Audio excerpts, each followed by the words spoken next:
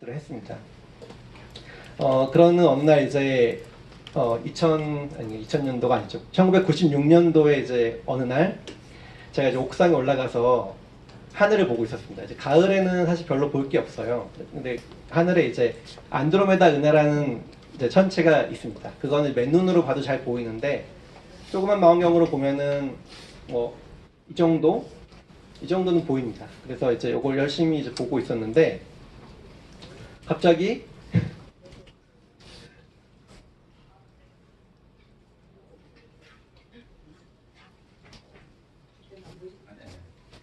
이런 게 이제 제 이제 눈앞에 지나갔어요.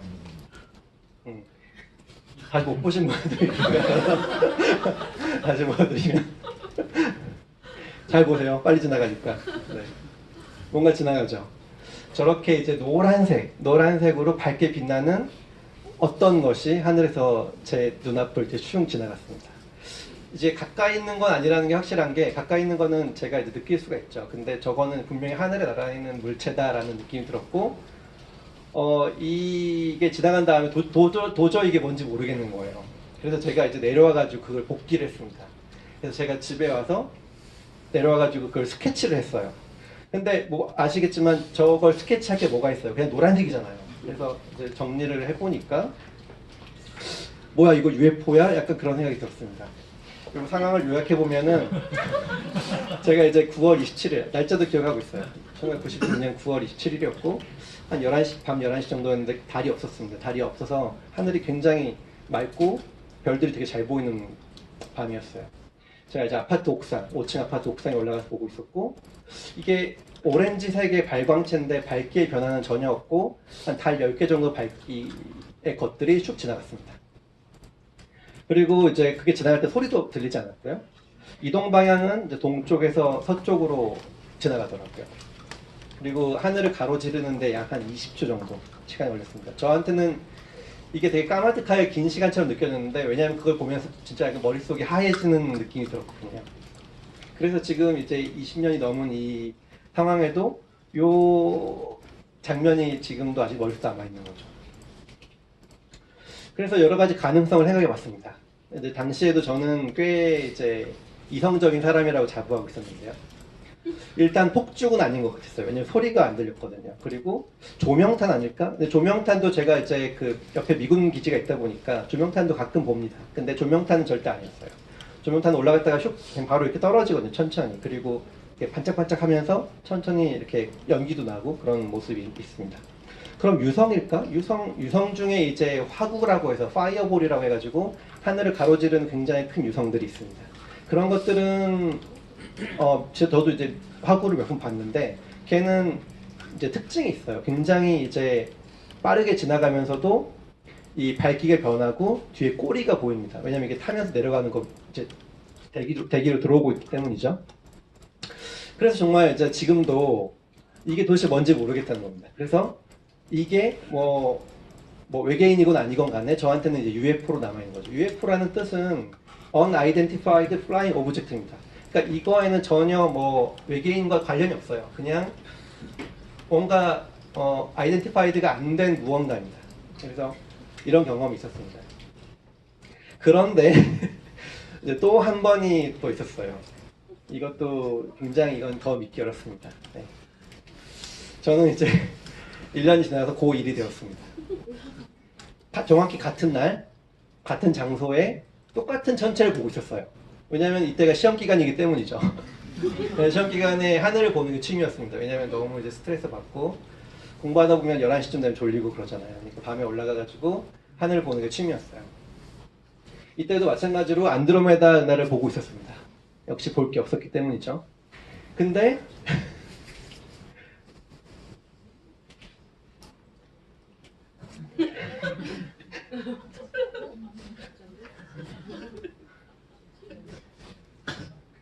뭔가 지나갔어요. 예. 정확히 저도 뭔지 모르겠습니다. 다시 한번 보여드리면 굉장히 무언가가 천천히 하늘을 가로지르고 지나갔어요. 저는 이때 이제 고1 때 제가 장학금을 받아가지고 장학금을 모아가지고 니콘 FM2라고 하는 카메라를 이제 사가지고 이제 하늘을 찍고 있었거든요. 근데 이제 옛날 카메라, 옛날 기계식 카메라 쓰신 분들은 아시겠지만 B 셔터라는 게 있어요. 이렇게 누르면 셔터가 계속 열려 있는 벌브 셔터라는 거죠. 그걸 모르고 제가 찍었습니다. 찍었는데 이게 셔터 딱 눌러 있는 동안 셔터가 안 내려가잖아요. 그러니까 헉 하면서 이제 셔터를 바꿔가지고 다시 찍었는데 결과적으로 안 찍혔어요. 결과적으로 안 찍혀가지고 아무 증거가 없습니다. 그래서 이것도 결국엔 뭐야 UFO야 하면서 이제 다시 상황 요약을 들어가는데요. 정확히 같은 날, 정확히 같은 장소에서 이 모습이 굉장히 특이한데 이 스타워즈 보신 분들은 아실 텐데 이 디스트로이어라는 제국군들이 타고 다니는 비행기가 있어요. 이 디스트로이어 같은 게 하늘을 지나간 거예요. 제 머리 위를. 이게 저쪽으로 간 게 아니고 이건 제 머리 위로 지나갔어요. 이렇게 진짜로. 그래서 빛도 없고 소리도 없는데 빛 어떻게 봤냐 그러면 약간 이게 반사되는 빛이 있었어요. 가로등 같은 거 때문에 이제 오렌지 빛으로 뭔가 약간 보이고 약간 뭔가 반짝이 약간 뭐 LED 같은 게 박혀 있는 그런 느낌이 약간 들었는데 정확하진 않습니다.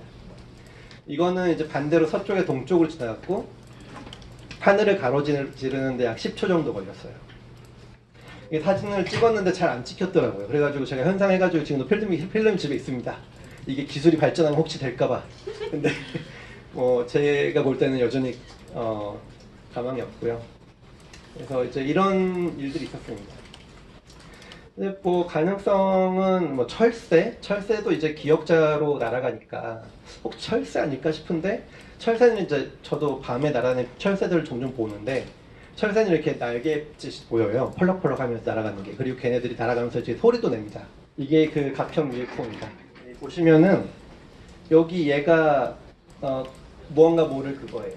이게 지금도 뭔가 이걸 뭐라고 불렀는지 몰라서 그냥 무언가라고 부르고 있습니다. 그냥 이걸 무언가를 그냥 뭐 영어로 하면 UFO가 되는 거거든요. UFO라고 보시면 되겠습니다. 그래서 약간 초속 100km 뭐 정도라고 하는데 이거는 어떻게 계산하느냐에 따라 좀 다르긴 한데요. 이때 당시에 이게 굉장히 좀 문화 충격이어가지고 이걸 KBS에서 다큐멘터리를 찍었어요. 그래가지고 이 사진을 들고 이게 진위인지를 확인하려고 이게 코닥인가 하는 그 필름 회사에 찾아가가지고 이게 진본이 맞느냐, 뭐 수정된 게 없느냐, 뭐 이런 여러 가지를 검증하고 뭐 프랑스의 무슨 뭐 국가연구소에 가가지고 이 물체에 대해서 뭐 조사를 해달라 뭐 이런 여러 가지를 했습니다. 그래가지고 그때 나온 게 이 결론이에요. 그래서 이런 게 이제 95년도에 있었고 95년, 6년도 이런 영화가 있었고 7년도 이런 영화가 있었습니다. 그래서 이제 외계 생명이란 게 과연 존재할까 이렇게 이제 궁금해하실 수가 있는데 이 분이 누구냐면은 엘리코 페르미라는 분입니다. 이 페르미는 아마도 아시겠지만 맨하탄 프로젝트에 굉장히 중요한 역할을 하신 분이에요. 그래서 처음으로 핵융합로를 만들어가지고 핵융합이 아니라 핵분열로를 만들어가지고 이제 원자로 실험을 하신 분이기도 하고 그래서 이제 그 수소폭탄을 만드는데 처음 핵폭탄을 만드는데 지대한 기여를 하신 분입니다. 이분이 이제 굉장히 똑똑한 천재 물리학자인데 이런 질문을 했어요. Where's everybody? 이게 이제 뭐랄까 화두가 되는 질문입니다. 이게 어떤 맥락에 나왔냐면 먼저 보시면은 우리 우주가 최신 관측 결과에 의하면 우리 우주는 이렇게 생겼다고 합니다. 처음에 빅뱅을 거쳐가지고 이렇게 여기 보면 이제 이게 시간축이거든요. 시간이 쭉 지나면서 요쯤에서 이제 우리가 태양계가 생겼어요. 약 50억 년 전입니다. 전체 우주의 나이는 약 138억 년 정도가 되고요. 그러면은 여기에 있으면은 만약에 생명이 여기서 생겼다. 그러면은 뭐 우주 여기저기에 지적 생명체들이 있을 가능성이 있잖아요. 그런데 보면 에일리언도 없고 에일리언 남긴 것도 없는 것처럼 보인다는 거죠. 우리 지구나 이 태양계 내에. 그리고 다른 지적인 무언가, 지적 생명체로부터 오는 아무런 신호도 현재까지 발견되지 않는다. 그러면 없는 거 아니야? 라고 엘리코 페르미가 얘기를 했습니다. 그래서 이게 페르미 파라독스예요. 이 페르미 파라독스는 우주 안에 우리만 살고 있는 거다라고 주장할 때 주로 이제 많이 이제 회자가 되는 파라독스 중에 하나입니다. 만약에 외계 생명체가 있다면 어딘가는 그 흔적이 남아 있어야 되는 거 아니냐 이런 거죠. 그래서 이거를 이제 뭔가 뒷받침하기 위해서 사실은 이걸 그러니까 외계의 생명체가 있을 수 있는 가능성을 그냥 환기시키기 위해서 드레이크라는 분이 만든 방정식입니다. 이제 아마 드레이크 방정식이라는 이름으로 들어보셨을 것 같은데요. 여기서는 정확한 숫자를 계산하는 건 별로 의미가 없습니다. 그냥 만약에 이 어떤 지적인 생명체가 살고 있다면 우리 은하 안에 몇 개가 있을 것이냐. 그러면 처음에 생각할 수 있는 게 우리 은하 안에 별들이 1년에 몇 개가 생기지? 보통 1년에 1개 정도 생긴다고 보시면 되고요. 그럼 그 별에는 행성이 몇 개나 있지? 보통 별들은 요즘 결과를 하면 다 가지고 있는 것 같아요. 찾아보니까 다 있었습니다. 그럼 그 중에 생명이 살 수 있을 만한 행성은 몇 개나 있지? 지구의 경우에는 1개밖에 없잖아요. 그러니까 대략적으로 10분의 1 정도 잡습니다. 이 생명이 살 수 있는 조건이라고 하는 거는 의외로 간단한데요. 물이 얼지 않을 정도의 온도를 가지고 있는, 그리고 물이 증발하지 않을 정도의 온도를 가지고 있는 범위 안에만 있으면 됩니다. 그러니까 모 항성으로부터 적당한 거리에 떨어져 있어야 그 온도가 유지가 되겠죠. 지구 같은 경우에는 이제 평균 약 15도, 섭씨 15도 정도를 유지하고 있습니다. 그리고 이제 그다음에 이런 생명체가 살 수 있는 환경에서 실제로 생명이 발생할 확률, 이건 잘 모르죠. 이건 잘 모르고, 또 그 중에 그렇게 만들어진 생명들이 지적인 생명체까지 갈 확률, 이거는 뭐 예를 들어 뭐 그냥 지구 같은 경우를 보자면 생명이 있으면은 어쨌거나 인간까지 됐으니까 뭐 1이라고 볼 수가 있을 수도 있을 것 같아요. 그냥 나이브하게 생각하면. 그리고 그 생명체가 밖으로 이제 신호를 쏴가지고 내가 여기 살고 있어라고 하는 그런 신호를 쏠 정도의 기술을 확보할 확률, 그게 이제 또 중요하겠죠. 그리고 마지막으로 들어가는 이제 횟수가 그런 지적인 생명체가 자기 문명을 유지할 기간입니다.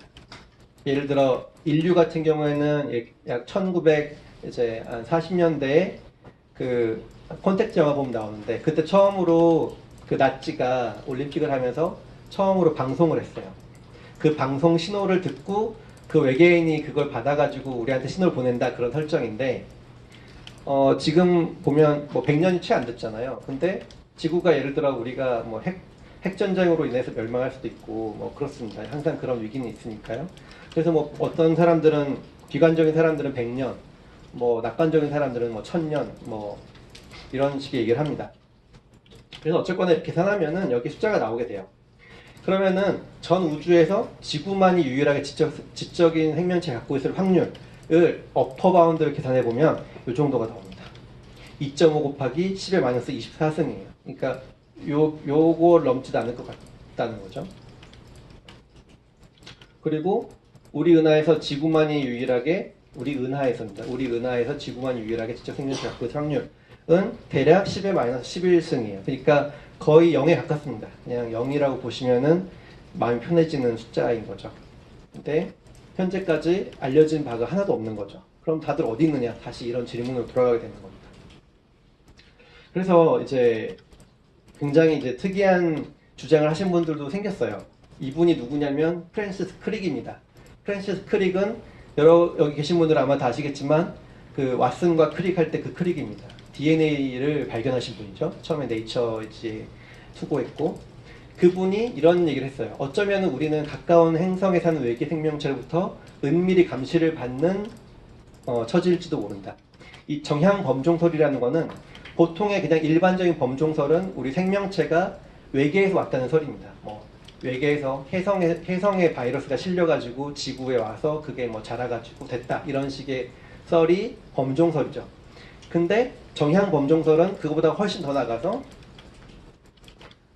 어떤 지적 생명체가 내 생명, 뭐 바이러스든 뭐든 박테리아든 뭘 담아가지고 지구에 쏴 보낸 겁니다. 일부러 쏴가지고 얘를 이제 배양을 시킨 거죠. 지구상에서 배양을 시켜가지고 그걸 잘 자라겠더니 인간이 되었다. 이런 썰입니다. 그러니까 굉장히 황당한 썰인데, 이거는 왓슨과 크릭이 DNA를 발견한 직후 얼마 되지 않아서 발표한 크릭이 발표한 내용이었고 80년대 초에 그게 책으로 냈어요. 크릭이 그거를 이제 입증하려고. 근데 잘 팔리진 않았습니다. 최근에 책으로 우리나라에 이제 번역이 돼가지고 다시 한번 이제 환기가 되었고요. 이런 노력과는 별개로 이제 외계 생명을 직접 찾아보자 이런 노력들이 천문학계에서는 많이 있었습니다.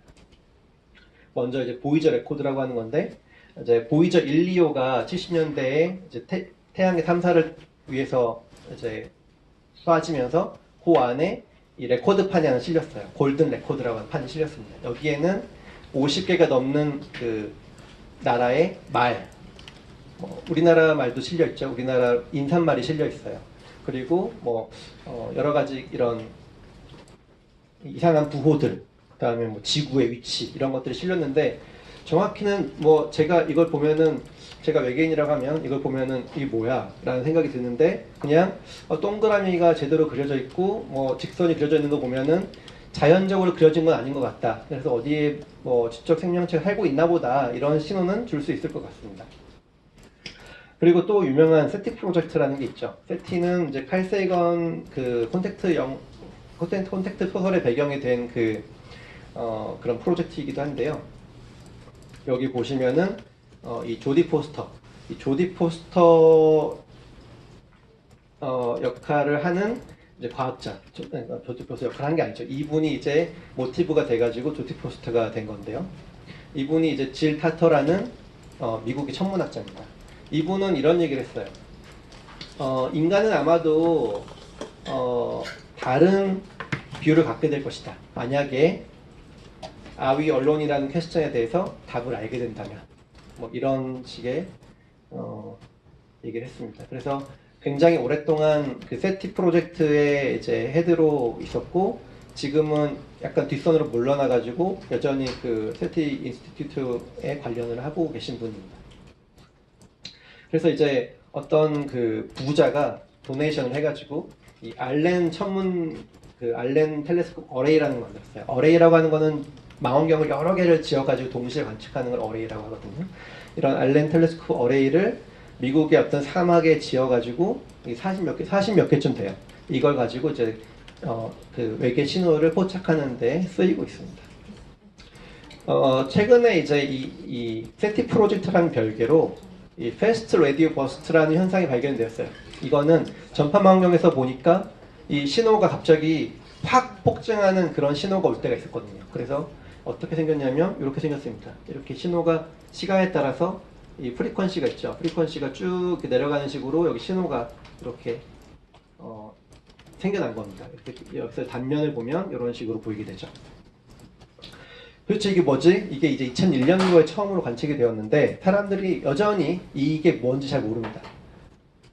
근데 이제 최근에 연구 결과 중에 하나는 이 천문대 그 숙소에 보면은 사람들이 이제 과학자들이 쓰는 그 마이크로웨이브가 있어요. 마이크로웨이브가 보통 이제 띵 하면은 그냥 열잖아요. 근데 띵 하기 전 열지 않고 그냥 열면은 얘 꺼집니다. 근데 그냥 여는 거죠. 그러면은 거기서 나온 신호가 이 전파 망원경에 잡힌 거예요. 그래가지고 그렇게 잡힌 신호들이 한 10개쯤 된다 해가지고 약간 분위기가 쌓여졌는데 그거를 다 막 없애고도 여전히 하늘에서 오는 뭔가 신호들이 지금도 보고가 되고 있습니다. 그래서 이게 그 마이크로웨이브 때문은 아닌 것 같다. 그렇게 만들 수도 있긴 하지만 그런 보고들도 있었습니다. 그리고 이제 WTF 스타라는 게 최근에 또 한참 이슈였어요. 이게 이제 Where's the Flux라는 이름의 약자인데요. 이게 시간에 따라서 별을 쭉 관측을 해보니까 굉장히 한 1년 정도밖에 안 되는 시기인데 관측을 해보니까 별의 밝기가 2% 이상 이렇게 왔다 갔다 합니다. 이렇게 왔다 갔다.